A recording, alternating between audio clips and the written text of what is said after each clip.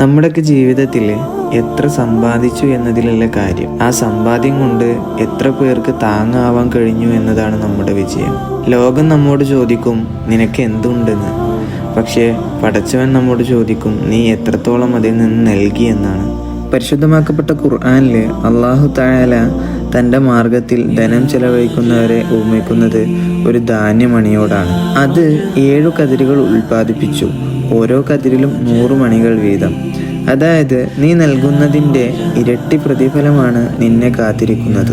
ദാനം നൽകുക എന്നത് സമ്പത്ത് നൽകൽ മാത്രമല്ല, വിശക്കുന്നവന് ഒരു നേരത്തെ ഭക്ഷണം നൽകുന്നതും വിഷമിച്ചിരിക്കുന്നവനോട് പുഞ്ചിരിയോടെ ഒരു നല്ല വാക്ക് പറയുന്നതും സ്വതക്ക തന്നെയാണ്. നാളെ നമ്മളൊക്കെ മരിച്ചു പോകുമ്പോൾ നമ്മൾ കൊണ്ടുപോകാൻ പോകുന്നത് സമ്പാദ്യങ്ങളല്ല, നമ്മൾ ചെയ്തതായ നല്ല പ്രവൃത്തികളും മറ്റുള്ളവർക്ക് വേണ്ടി നൽകിയതുമാണ്. ഇന്ന് നീ നൽകുന്ന ഈ തണലാണ് നാളെ പരലോകത്ത് നിനക്ക് തണലായി മാറുന്നത്. അതുകൊണ്ട് കഴിയുന്ന രൂപത്തിൽ മറ്റുള്ളവരെ സഹായിക്കാം.